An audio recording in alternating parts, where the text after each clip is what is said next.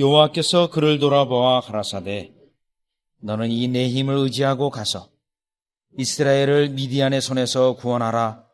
내가 너를 보낸 것이 아니냐. 기드온이 그에게 대답하되 주여 내가 무엇으로 이스라엘을 구원하리이까. 보소서 나의 집은 므낫세 중에 극히 약하고 나는 내 아버지 집에서 제일 작은 자니이다. 여호와께서 그에게 이르시되 내가 반드시 너와 함께하리니 내가 미디안 사람 치기를 한 사람을 치듯 하리라. 아멘. 교회에서 소명이란 이야기를 할 때 보통 목회자에 대해서 적용을 합니다. 목회자가 과연 소명을 받았는가, 하나님으로부터 부르심을 받아서 이러한 목양을 하는가 아닌가. 때로는 신학교를 들어가게 되면 물론 들어가기 전에 면접 시험에서 그 사람에 대해서 소명이 있는가 없는가를 어느 정도 점검을 합니다. 그리고 신학교 1학년 당시에 소명에 대해서 따로 실천신학의 그 한 파트에서 점검을 하기도 합니다. 그래서 우리는 보통 소명하면 목회자의 소명 이렇게 생각을 합니다. 그러나 성경 전체를 보면, 특별히 고린도전서 1장을 보면 이 소명이라는 단어는 목회자에 국한된 단어가 아닙니다. 고린도전서 1장 1절에서는 사도 바울이 자신이 사도로 부르심을 받았다라고 말하지만 1장 2절에 역시 성도도 하나님의 부르심을 받은 부르심에 대해 말하고 있습니다. 그리고 나서 고린도전서 1장 26절에 형제들아 너희를 부르심을 보아라 라고 얘기하면서 이 부르심, 소명이 모든 각 성도에게까지 해당되는 것임을 말하고 있습니다. 제가 이 말씀을 먼저 소명이 우리 전체에 해당된다라는 말씀을 먼저 드린 이유는 오늘 본문이 하나님께서 미디안을 하나님의 일꾼으로 부르시는 그 본문으로 이 본문을 오늘날 우리가 하나님의 일꾼으로 부르심을 받는 성도로 교회의 일꾼으로 부르심을 받는 그 말씀에 적용하기 위해서 먼저 이 말씀을 드렸습니다. 자, 오늘 본문은 하나님께서 이제 이스라엘 백성을 구원하시려고 하는 계획을 펼치게 되십니다. 그 구원을 펼치게 될 때 하나님의 계획 속에서 기드온에게 찾아가셔서 지금 기드온을 이스라엘 백성을 미디안의 손에서 건져내는 그 역사에 쓰게 하시려고 지금 14절에 나타나셔서 말씀을 하고 있는 것입니다. 그래서 오늘 우리는 이 본문을 가지고 하나님께서 우리를 부르시는 것과 부르실 때 어떻게 우리에게 축복하시며 그 축복하시는 가운데 우리에게 또한 어떠한 은혜를 베푸시는지를 오늘 본문을 통해서 살펴보기 원합니다. 자, 그러면 먼저 1장 6장 14절의 말씀을 보시면 여호와께서 그를 돌아보아 가라사대 라고 말씀이 시작되고 있습니다. 여호와께서 기드온을 돌아보셨다라고 말합니다. 여기서 하나님께서 일꾼으로 부르시는 그 작업 속에서 어떻게 무섭게 부르신 것은 아닙니다. 은혜를 베푸실 준비가 다 되어져 있는 상태에서 하나님의 계획이 다 짜여져 있는 상태에서 지금 기드온을 돌아보시고 있는 것입니다. 하나님께서 그에게 은혜를 주실 모든 준비가 마치시고 그를 부르시고 있습니다. 부르시기를 너는 이 내 힘을 의지하고 가서 이스라엘을 미디안의 손에서 구원하라. 내가 너를 보낸 것이 아니냐. 자, 하나님께서 기드온을 부르셨는데 부르시면서 명령을 내리고 있습니다. 이스라엘을 미디안의 손에서 구원하라. 하나님께서 우리를 부르실 때 그 부르심 속에 명령이 들어가 있습니다. 여러분을 부르실 때, 성도로 부르실 때 명령이 들어가 있는 것입니다. 자, 이 원리를 디모데후서 2장 3절 4절을 보면 우리의 하나님에 대해서 이렇게 말하고 있습니다. 군사를 모집하는 자. 우리 하나님이 군사를 모집하는 자입니다. 군사를 모집하는 자로서 지금도 군사를 모집하고 그 군사를 통하여 전쟁을 수행하시고 있는 그 하나님으로 말하고 있습니다. 그래서 디모데후서 2장 3절은 어떤 군사를 말하냐면 예수 그리스도의 좋은 군사를 말하고 있습니다. 자, 그러면 하나님께서 우리를 부르심 속에서 오늘 본문과 같이 명령으로 부르시고 있는 것입니다. 그러면 명령으로 부르신다? 하나님은 군사를 모집하시는 자다? 어떤 명령 시스템의 체계 속에서 하나님께서 여러분을 불러 부르시고 있는 것입니다. 그런데 그 부르시면서 이 일을 맡기시고 있습니다. 이스라엘 백성을 미디안의 손에서 건져내라. 그러면 오늘날 하나님께서 여러분을 군사로 부르시면서 무슨 명령을 내리고 있습니까? 믿음의 전투를 싸우는 것은 물론이거니와 하나님께서 우리 예수님을 통하여 말씀하신 것 같이 추수할 일꾼으로 부르시고 때로는 예수 그리스도의 선한 일꾼으로 부르고 지금 있는 것입니다. 그런데 하나님께서 이렇게 부르실 때 부탁의 말씀으로 부르신 것이 아니라 군사를 모집하는 자로서 명령으로 부르셨다라는 것을 기억해야 합니다. 여러분에게 하나님께서 부탁하시는 것이 아니라 부르실 때 그 일들을 하라고 명령으로 부르신 것입니다. 그러면 이 명령으로 부르셨을 때 우리는 일단 그 명령에 대하여 복종해야 되는 것입니다. 나 자신의 형편을 들어서 안 되겠습니다. 나는 못합니다. 그렇게 할 수 없다라는 것입니다. 자, 그러면 성경 전체를 볼 때 이렇게 부르심 속에서 명령으로 부르신 몇 가지 사건들을 보면 더 확실히 알 수 있습니다. 모세를 경우를 들어보면 하나님께서 이스라엘 백성을 애굽에서 건져내시고자 합니다. 하나님의 계획을 펼치게 되어졌습니다. 그래서 하나님께서 모세에게 나타나셨습니다. 가시덤불이 그 가운데 나타나시는데 가시덤불이 있지만 그 가시덤불은 타고 있지 않고 있습니다. 그때 모세에게 명령을 내리십니다. 너가 이 백성을 애굽 땅에서 건져내라 라는 명령을 내리게 되었습니다. 거기서 부탁의 말씀이 아닙니다. 명령이었습니다. 그러나 모세는 나는 안 되겠다라고 여러 가지 이유를 대고 핑계를 대고 거부했습니다. 그때 하나님께서는 마침내 그에게 노를 바라셨다라고 말하고 있습니다. 하나님께서 명령하고 있는데 그 명령을 받아들이지 않는 그 애를 향하여 하나님이 노를 바라셨던 것입니다. 그만큼 우리를 부르실 때 명령으로 부르신 그 명령이 이만큼 심각하다라는 것입니다. 하나님께서는 에레미야 선지자를 부르실 때도 마찬가지였습니다. 에레미야 1장 5절에 내가 너를 복중에 짓기 전에 너를 알았고 내가 태에서 나오기 전에 너를 구별하였고 너를 열방의 선지자로 세웠노라 하시기로. 하나님께서 에레미야를 부르시는데 일방통행입니다. 우리 하나님께서 고지하고 맙니다. 너는 내가 불렀다. 너는 내가 이 일을 하기 위하여 다 택하고 이 일을 하도록 정하여 놓았다. 하나님께서 에레미야에 향하여 한 번도 의논도 하지 아니하고 너는 어떻게 생각하니 하고 여쭤보지 아니하고 일방적으로 하나님께서 통보하고 있는 것입니다. 우리를 부르실 때 이와 같이 명령으로 부르시기 때문에 우리 주님께서 이와 같이 하시는 것입니다. 우리 예수님께서 제자들을 부르실 때도 그랬습니다. 마태복음 4장 19절에 나를 따라오너라. 내가 너희를 사람 낚는 어부가 되게 하리라. 거기서 나를 따라오너라고 명령을 내리셨습니다. 그들에게 강하여서 우리 주님이 손을 조아리면서 한번 나의 일꾼이 되어주지 않겠느냐고 부탁하신 것이 아닙니다. 일방적으로 나를 따라오너라고 명령하였습니다. 그때 그 제자들은 자기 아비와 그물을 내버려두고 예수님을 명령을 쫓아 따라갔습니다. 심지어 마태복음 28장 18절에 20절 주님의 대명령도 그렇습니다. 우리에게 복음을 전하라고 하는 그 대명령도 우리 주님이 부탁하신 것이 아닙니다. 우리에게 명령하고 있습니다. 이와 같이 하여 그들로 지키게 하라. 마지막이 명령으로 끝나고 있는 것입니다. 오늘 주님께서 여러분을 하나님의 은혜 가운데 부르셨습니다. 그리스도의 선한 일꾼으로 부르셨습니다. 추수할 일꾼으로 부르셨습니다. 영적 전투를 한 군사로 부르셨습니다. 그 부르심 속에 여러분들을 향하여 하나님 나라를 확장하기 위하여 그리스도의 몸인 교회를 세우기 위하여 여러분을 부르신 것입니다. 따라서 이러한 명령으로 부르심 속에서 우리가 버려야 될 몇 가지 생각들이 있습니다. 나는 예수님만 믿고 적당히 신앙생활 해야지. 내가 일을 많이 하게 되고 열심히 하게 되면 오히려 교회 속에서 더 열심히 하다 보면 시험이 들어. 오히려 안 하면 못해.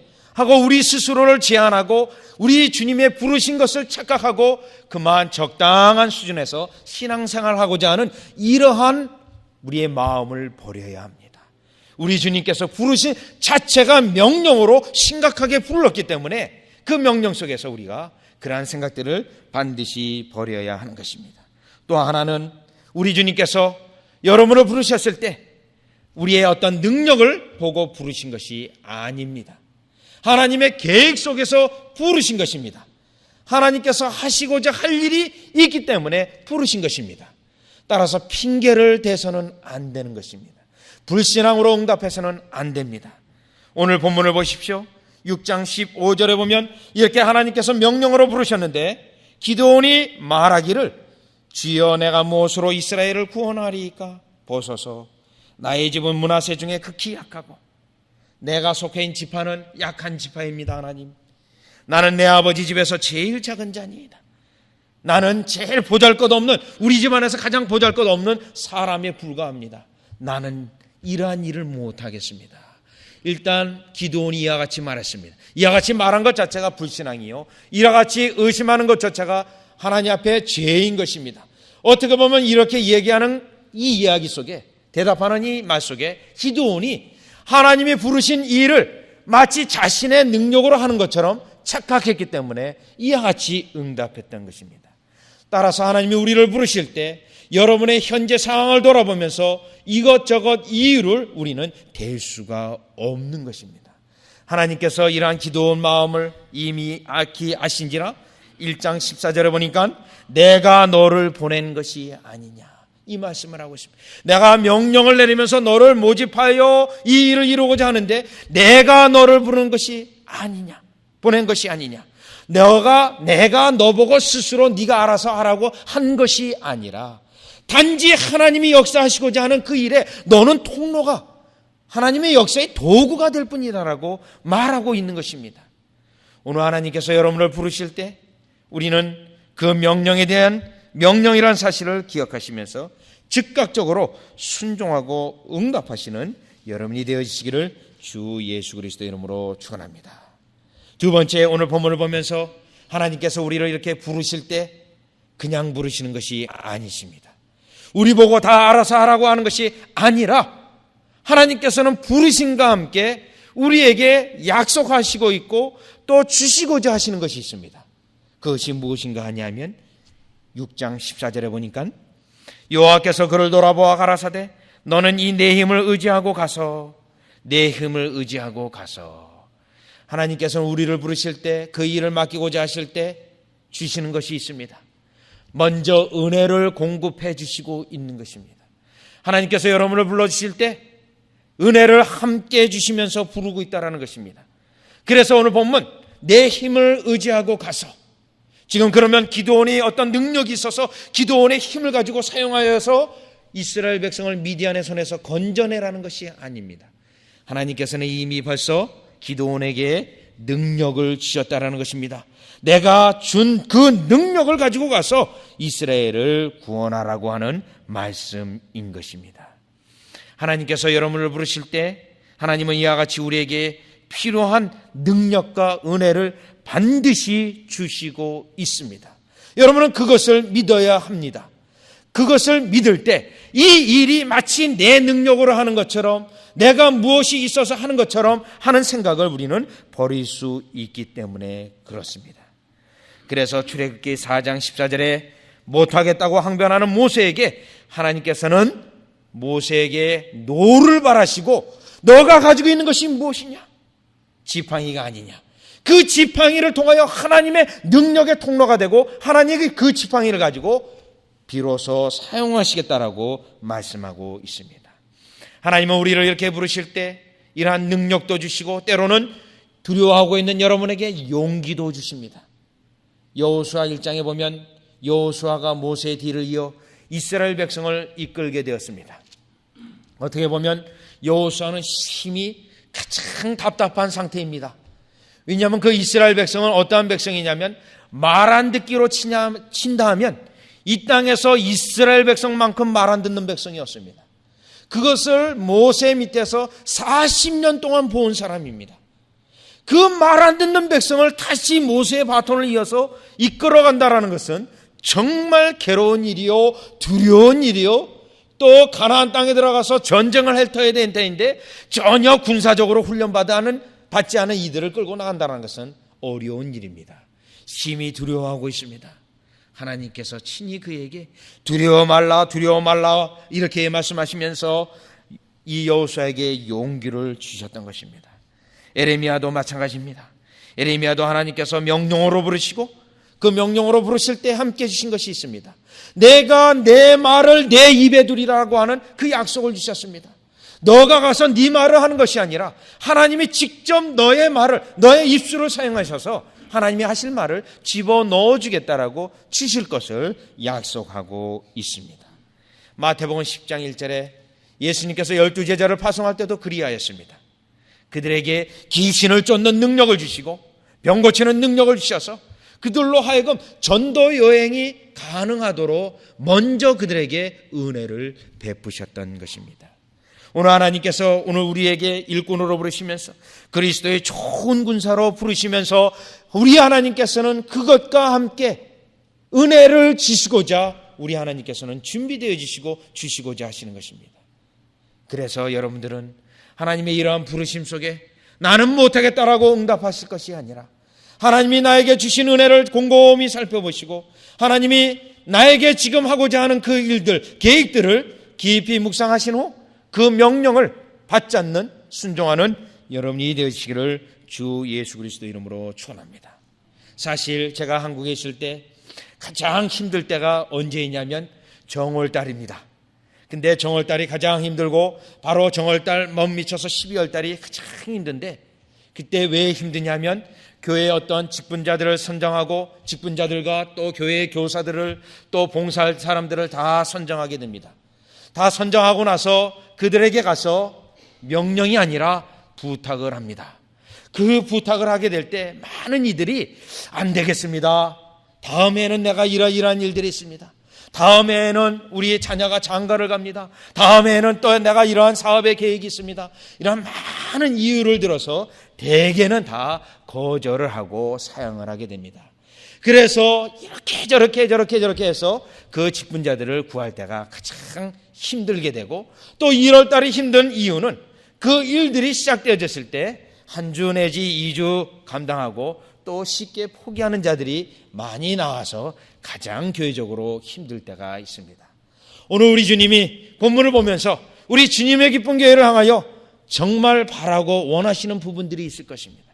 오늘 교회에 몸을 채우기 위하여 교회가 움직이게 하기 위하여 요구하시는 그러한 직분과 위치와 기능들이 있을 것입니다. 그러한 기능들을 우리 하나님께서 오늘 명령으로 부르시는 그 부르심이 여러분 내적 심령에 울려나서서 진실로 그 부르심에 응답하는 여러분이 되시기를 바랍니다. 그 부르심에 응답하여서 여러분들이 때로는 교사로 봉사하고 때로는 여러분들이 식당에 가장 남들이 하기 어려워하는 그러한 설거지나 때로는 음식 준비하는 것이나 때로는 식사 이전에 최소한 식사의 테이블에 여러분 정리정돈하는 그런 것도 내가 감당하고자 하는 부르심에 응답하는 여러분이 되어주시기를 주 예수 그리스도 이름으로 축원합니다. 계속해서 오늘 본문을 보시면 하나님께서 이렇게 부르실 때 하나님이 약속해 주시는 것이 있습니다. 하나님이 공급해 주시는 것이 은혜의 공급이요 또 믿음의 공급이요 은사의 공급이 있지만 또 약속해 주시는 것이 있는데 16절을 보시면 그것이 무엇인지 알 수 있습니다.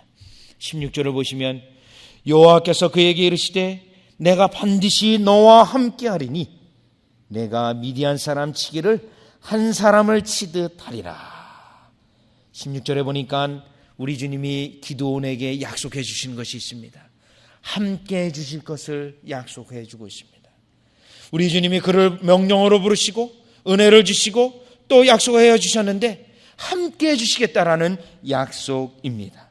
그러면 여러분 성경에 보면 우리 하나님이 함께 하신다라는 단어가 구절들이 여러 구절이 나오고 때로는 그 구절들 오늘 여러분이 함께 읽었던 이사야서 43장을 보더라도 내가 너와 함께 하리라 라는 그 말씀이 있습니다. 그러면 여러분 나와 함께 하리라는 그 하나님의 약속이 과연 무엇을 의미하고 또 어떠한 구체적인 내용을 포함하고 있는지 아십니까? 성경 구체적으로 보면 함께 하시겠다라는 이 약속의 말씀은 여러분들에게 구체적으로 인도해 주시겠다라는 말씀입니다. 구체적으로 인도해 주시는데 특별히 창세기 28장에 야곱에게 약속해 주신 그 약속을 보면 더욱 알 수 있습니다. 지금 야곱은 고향 땅을 떠나서 정처 없이 나그네 길로 삼촌집을 향하여 도망자의 신세로 그 길을 가고 있습니다. 하나님께서 나타나셔서 함께 해주시겠다라고 약속해 주셨습니다. 그때 함께 해주시겠다는 그 약속 속에 함께 하시겠다라는 내용이 무엇이냐면 너를 지켜 보호하시겠다라는 것입니다. 그러면 여러분, 이 야곱에게 너를 지켜 보호하시겠다는 약속은 무엇을 의미합니까? 그는 지금 혼자 피난길로 가고 있습니다. 언제 어디서 맹수를 만나 맹수의 밥이 될 수도 있습니다. 또 어떤 위험한 상황에 처해져서 그가 목숨을 잃는 것은 한순간에 잃어버릴 수 있습니다. 그를 도와주는 자가 아무도 없습니다. 그러한 자가 광야길로 가고 있습니다. 그러한 즈음에 하나님께서 너를 지키시겠다라는 말씀은 실로 매우 위로의 말씀이요, 하나님이 함께 하시는 것이 무엇인가를 알 수 있는 것입니다. 그것뿐만 아니라 너를 이끌어 땅으로 돌아오게 할지라, 너를 이끌어라고 말합니다. 그러면서 고향 땅으로 돌아올 것까지 약속해 주셨습니다. 함께 하신다라는 약속이 거기에 적용이 됩니다. 그러면 고향 땅을 떠나서 가는 그에게 우리 하나님께서 너를 돌아오게 해주겠다, 반드시 돌아와 주겠다라는 이 약속은 그에게 소망을 주는 말씀입니다. 그가 도망가면서 내일을 모르는 그러한 시점에 하나님이 함께 하심으로 장래에 돌아와 주겠다고 하시는 약속은 실로 그에게 믿음과 위로를 더하는 약속인 것입니다. 그것뿐만 아니라 창세기 28장 15절 마지막 절을 보면 내가 내게 허락한 것을 다 이루기까지 너를 떠나지 아니하리라. 다 이루기까지 하나님이 우리와 함께 하신다는 것은 하나님이 계획하신 것, 여러분들을 부르시면서 은혜를 주시고 하고자 하는 일들을 다 완성하기까지 철저히 함께 하시겠다는 것입니다. 오늘 우리 하나님께서는 여러분들을 부르십니다. 여러분을 그리스도의 군사로 부르십니다. 추수할 일꾼으로 부르십니다. 충성할 자로 부르시고 있습니다. 그 부르시면서 함께 하시겠다라는 약속을 주시면서 여러분으로 하여금 충성할 것을 요구하고 있습니다. 여러분들이 충성할 때 피난처가 되기도 하시며 또한 여러분을 도와주시기도 하시며 우리를 지키시기도 하시며 그 일이 여러분 스스로가 완성하는 것이 아니라 하나님이 완성하기까지 함께 하시겠다라고 말씀하고 있는 것입니다. 오늘 우리는 본문을 보면서 지금 현재 우리 하나님이 여러분을 부르시면서 명령으로 부르시는 것과 또 함께 은혜를 주시는 것과 또한 하나님께서 함께 하시겠다라고 약속하시는 것을 기억하셔서 오늘 하나님이 여러분을 그리스도의 몸을 채우기 위하여 부르심에 따라 부르심을 순종하여 부르심에 순종하며 상을 얻는 여러분이 되시기를 주 예수 그리스도의 이름으로 축원합니다. 기도드리겠습니다. 하나님, 우리를 부르실 때 하나님 우리로 하여금 그 부르심이 수동적인 것이 아니라 명령을 순종하여 능동적으로 하나님의 명령을 따라야 될 것을 요구하시니 감사를 드립니다. 하나님, 우리의 믿음 생활이 군사를 모집하여 우리 하나님을 기쁘시게 해드리는 그 모집인 것을 깨닫게 됩니다. 하나님, 나 자신이 이것을 따라서 쉽게 신앙생활하고 내 편리 위주로 때로는 내가 굳은 일은 마다하고 내 이름이 드러나고 나를 인정해주는 그 일만을 우리가 하는 것이 아니라 가장 힘들고 어려운 일들로 우리를 부르신 부르심에 따라 우리가 순종할 수 있도록 인도하여 주시옵소서. 예수님의 이름으로 기도드리옵나이다. 아멘.